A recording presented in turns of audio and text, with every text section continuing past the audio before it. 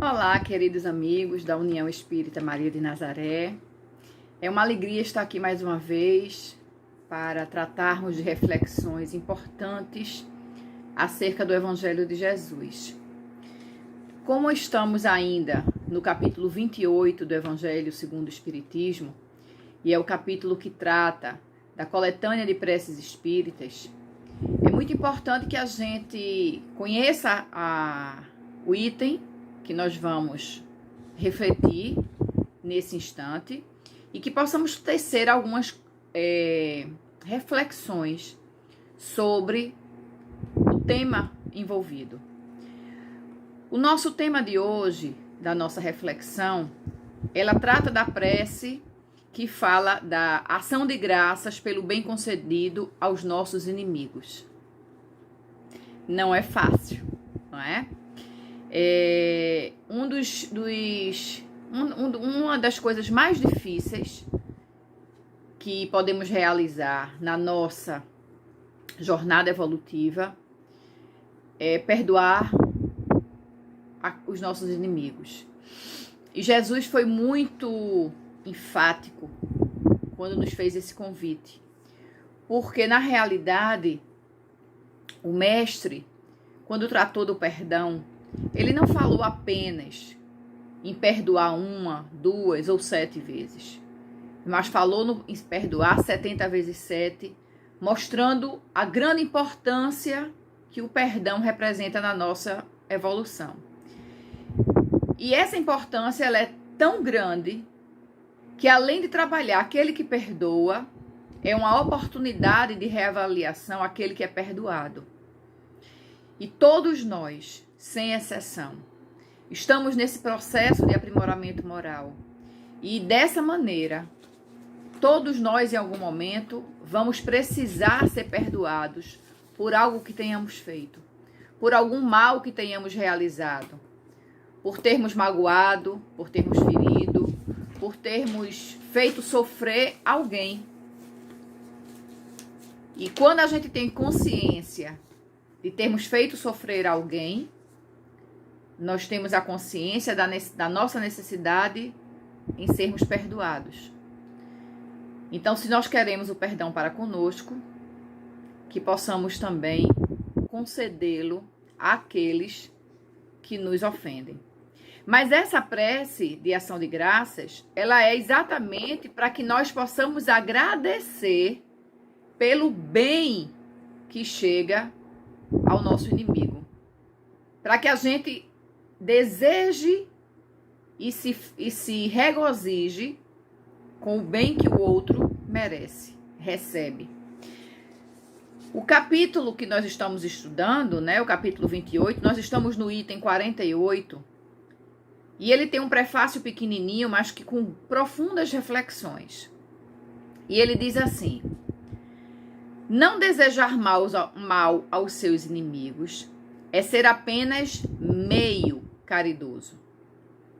A verdadeira caridade quer que lhes almejemos o bem e que nos sintamos felizes com o bem que lhes advenha. Está no capítulo 12, números 7 e 8, daqui do Evangelho segundo o Espiritismo. Então vejam bem, ele diz que não desejar o mal é meia caridade, não é a caridade completa. E a gente não pode imaginar que de uma hora para outra nós vamos nos tornar os mais caridosos, os que mais amam e os que mais perdoam. Porque nós sabemos que tudo necessita de tempo para acontecer de forma verdadeira e definitiva em nossa vida. Perdoar aos que nos ferem é um grande passo que nós damos. Perdoar aos que nos ferem, a gente pode começar dizendo que a primeira maneira de perdoar aos nossos inimigos, a quem nos magoa, é não desejar o mal para ele. Não desejar o mal, o próprio Evangelho, no seu prefácio desse nosso estudo, ele já diz que não desejar o mal é meia caridade, mas já é caridade. É melhor eu não desejar o mal do que eu desejá-lo.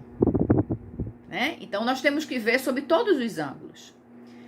Não desejar o mal para quem me fere já é um passo diante de uma grande dificuldade que nós temos para podermos progredir. Mas desejar o bem, como disse o próprio prefácio, desejar o bem e ainda por cima sentir-se verdadeiramente feliz pelo bem que o outro recebe, que lhe é feito, aí sim é a caridade completa. É a caridade no seu sentido mais verdadeiro do que é do sentimento caridade. A caridade, todos nós já sabemos, caridade é amor em ação. O amor, quando ele precisa estar em ação, para que ele possa transformar a vida das pessoas. Então, para que a gente possa desejar alcançar a caridade plena, nós precisamos primeiro desejar, não apenas não desejar o mal, mas desejar o bem. E além disso, nós devemos nos sentir contentes, felizes pelo avanço que o outro alcança. Nos sentirmos felizes pelo bem que chega ao outro, ainda que a nossos olhos o outro não mereça esse bem. Mas por que eu disse aos nossos olhos? Porque é aos nossos olhos.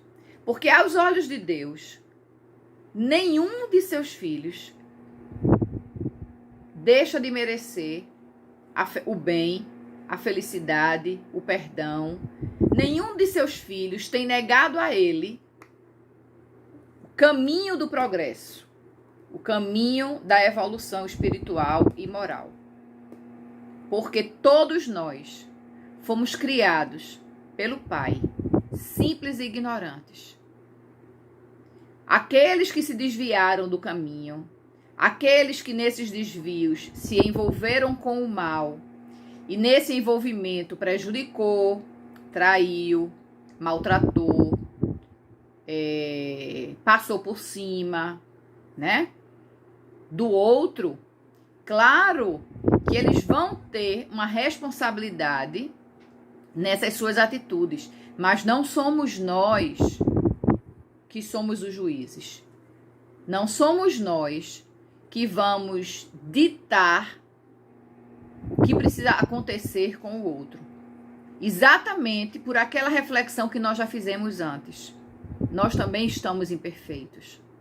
Nós ainda não alcançamos nem um terço da estrada evolutiva que vai nos levar à perfeição e, consequentemente, à felicidade.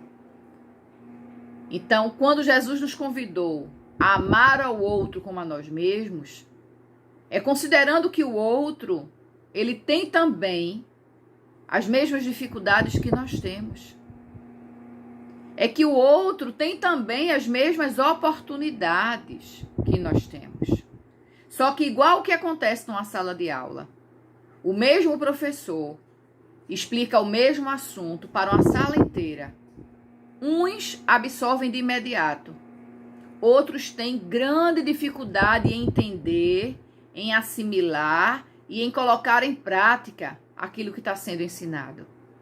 É por isso que nós precisamos ter paciência, tolerância para com o outro. Porque o tempo de cada um é diferente. E precisamos respeitar esse tempo.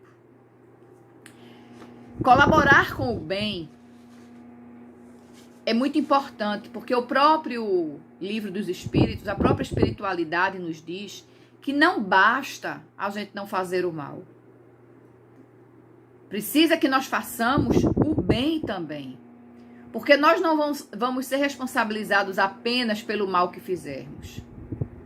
Mas vamos também ser responsabilizados por todo o mal que resultar da falta de bem que nós não realizamos.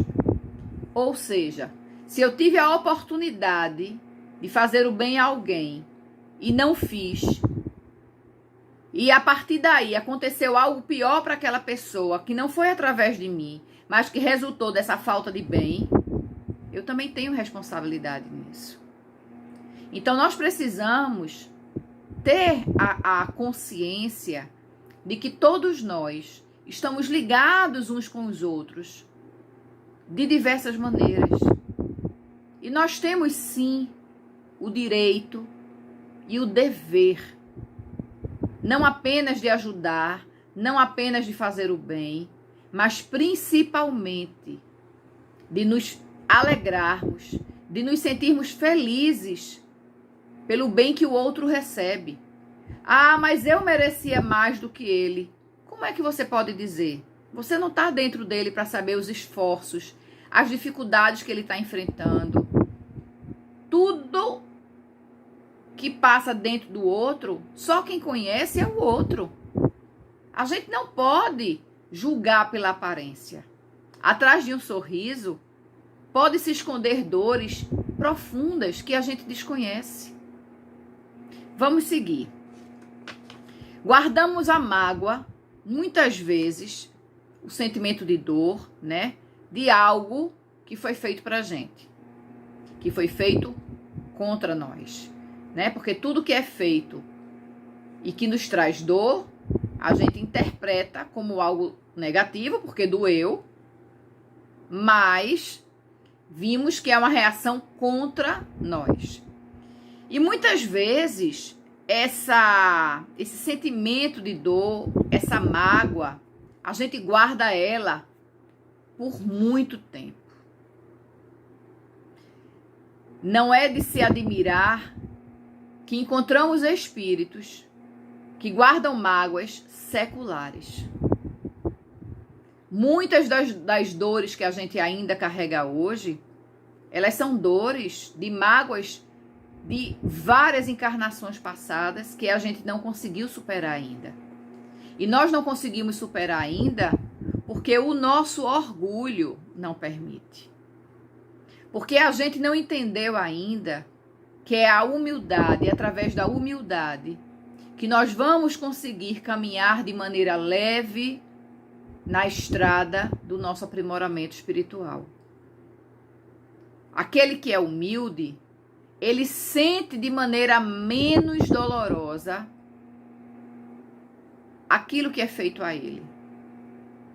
Infelizmente, na nossa visão, aquela visão egoísta que nós temos, orgulhosa, aquele que é humilde, ele é considerado um idiota, um bobo, um tolo.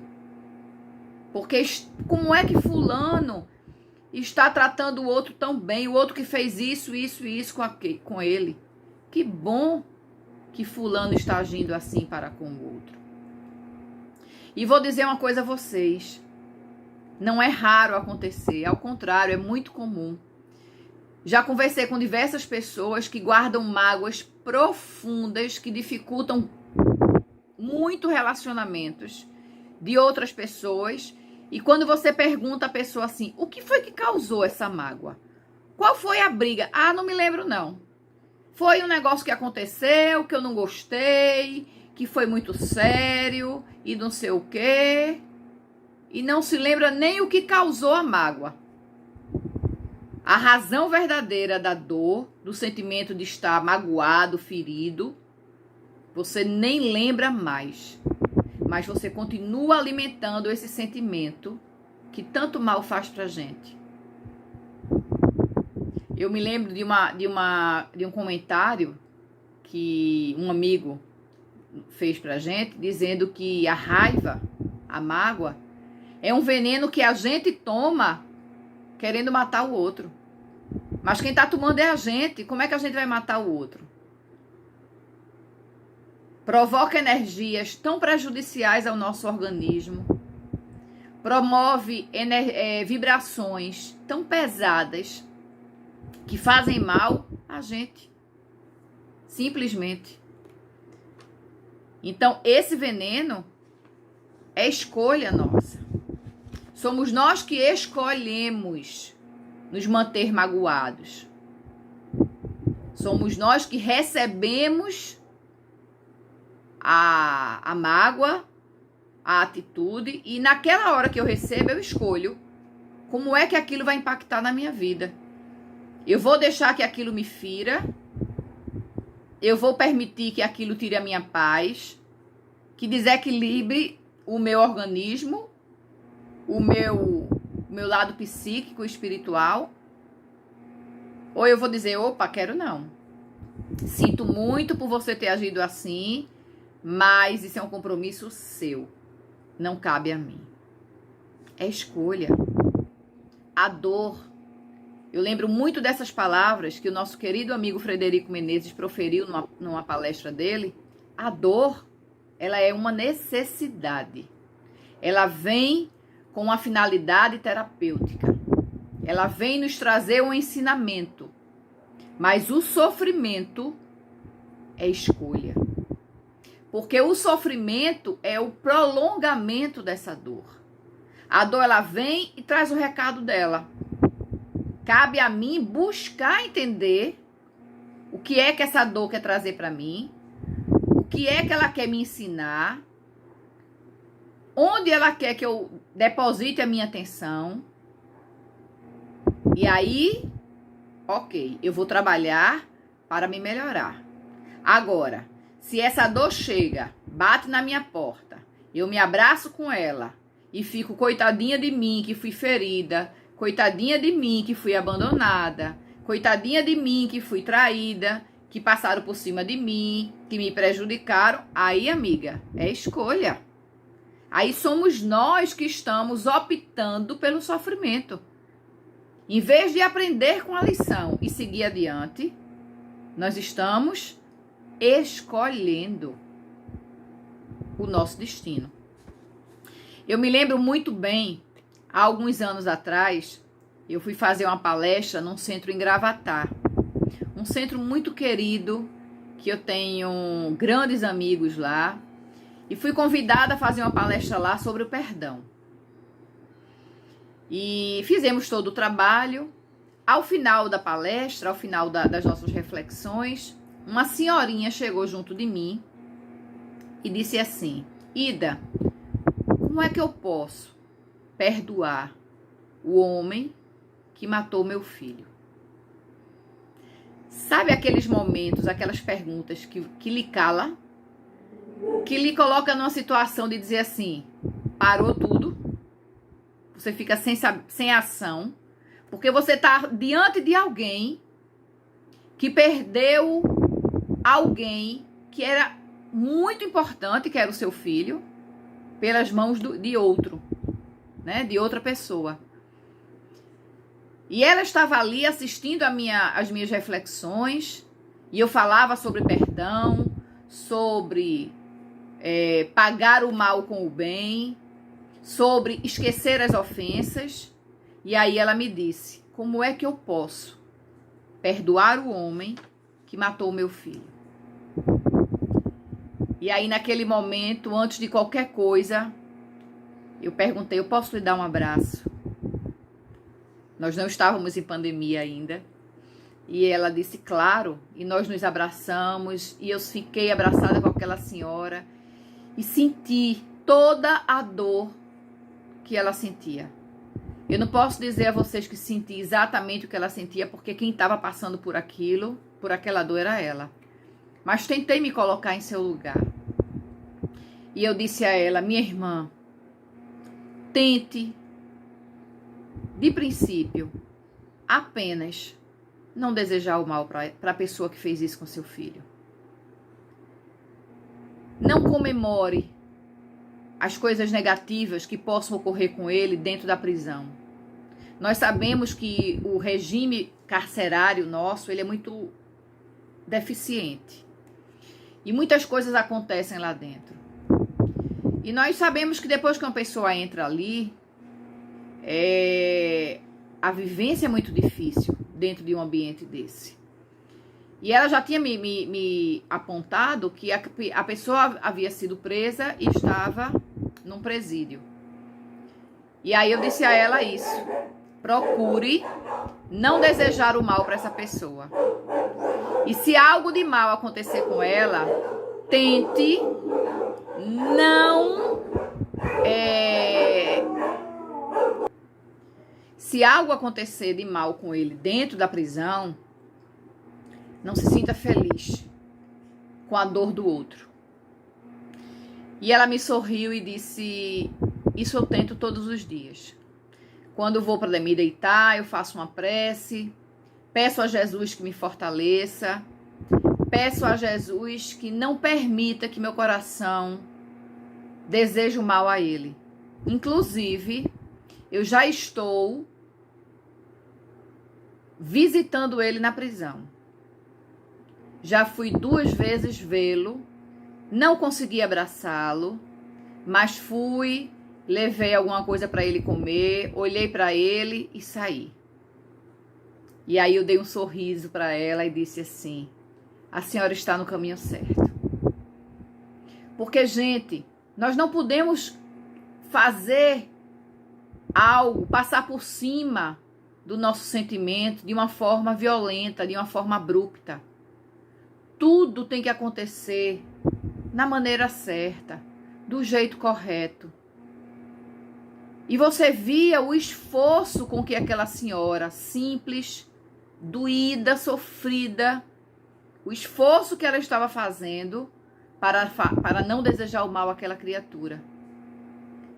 E aí vale também a reflexão de que no próprio Evangelho fala-se da necessidade do escândalo. O escândalo, ele precisa acontecer para que ele traga os ensinamentos. Triste de quem é o causador do escândalo, né? Porque vai assumir compromissos, vai assumir responsabilidades e débitos com aquilo.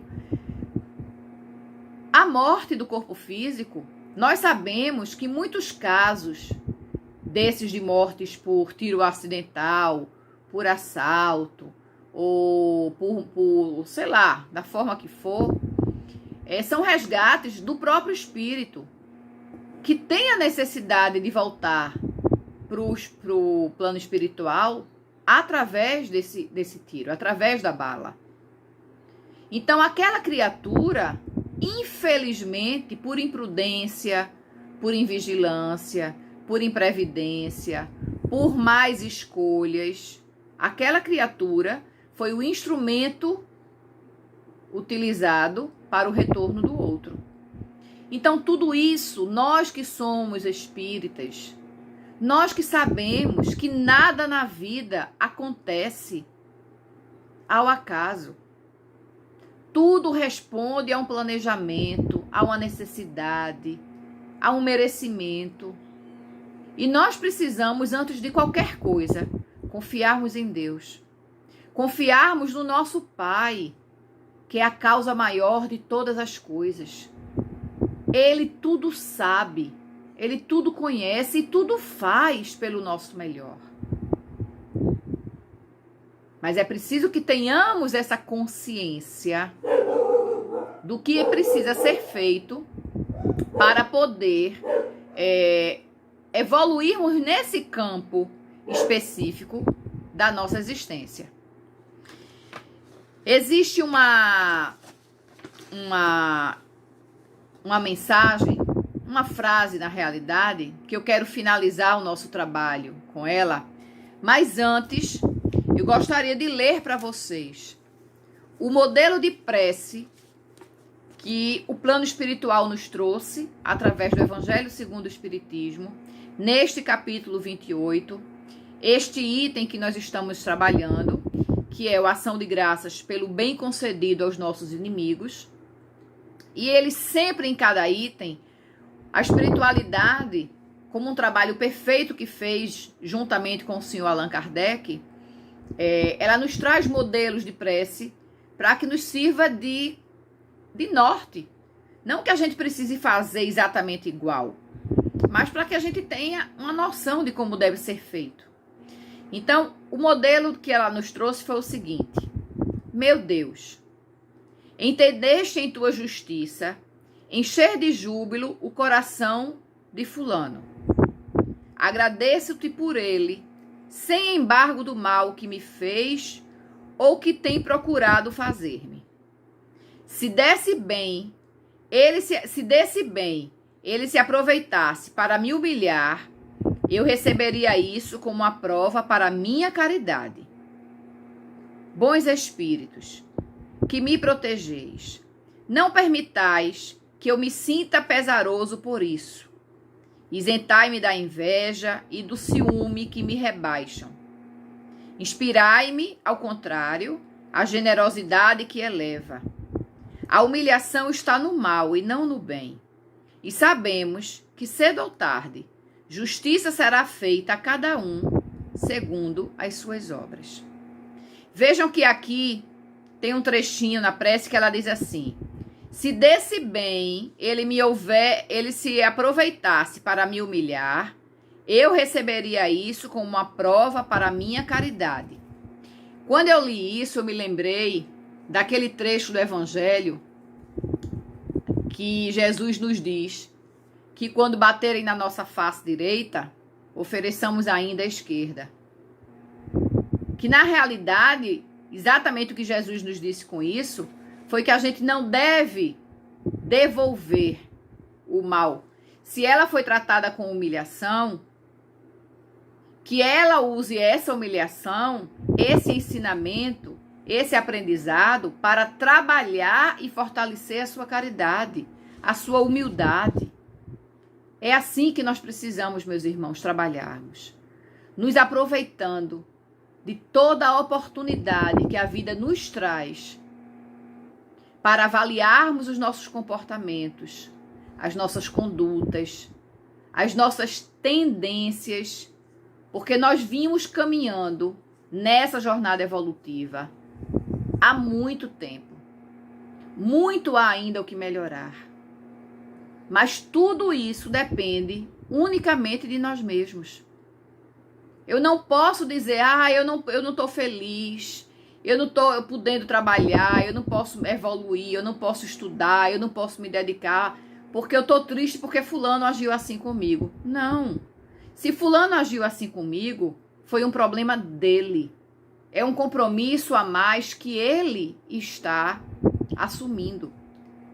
Agora, a maneira como eu vou lidar com isso é que vai dizer se eu vou assumir um compromisso ou se eu vou quitar um débito que ainda trago comigo como uma bagagem desnecessária que nós não precisamos ter.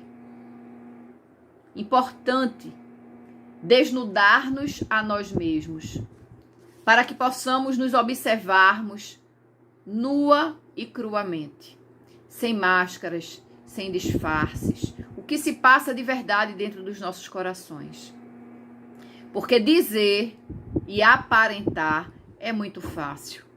Mas quando nós dizemos e aparentamos, sem sentirmos verdadeiramente isso que nós queremos que os outros acreditem que sintamos, nos tornamos os sepulcros caiados que Jesus tanto mencionou no Evangelho. Aqueles que por fora são limpos, arrumados, mas que por dentro só existe podridão. Está em nossas mãos, meus amigos. Está em nosso poder a decisão de nos melhorarmos, de vibrarmos amor ao invés de dor, de levarmos a paz para acabarmos com a guerra, de levarmos o perdão diante de qualquer pessoa que nos ofende. A frase que eu tinha mencionado para vocês, que eu gostaria de finalizar o nosso trabalho com ela, é uma frase de Tertuliano, que é um autor cristão, um dos primeiros autores cristãos.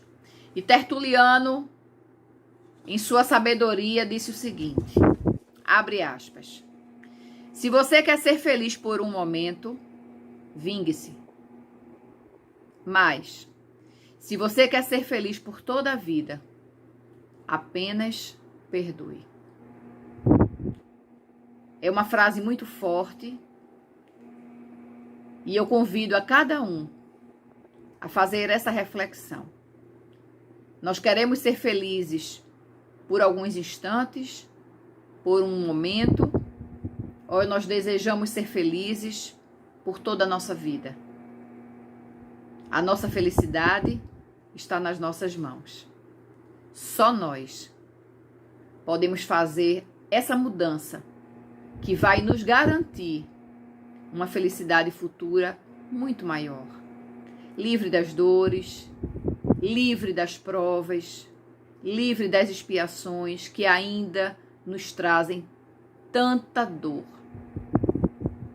Que possamos, meus queridos amigos e meus queridos irmãos da União Espírita Maria de Nazaré, que possamos todos juntos trabalharmos a nossa intimidade, porque uma vez trabalhando a nós mesmos, estaremos contribuindo com o todo, com o conjunto.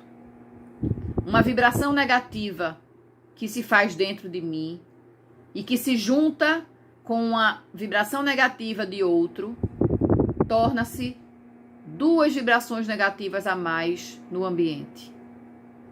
Precisamos trabalhar para não contribuirmos de forma negativa, mas com todo o bem, com tudo de melhor que pudermos oferecer para o outro e principalmente, em consequência disso, para nós mesmos.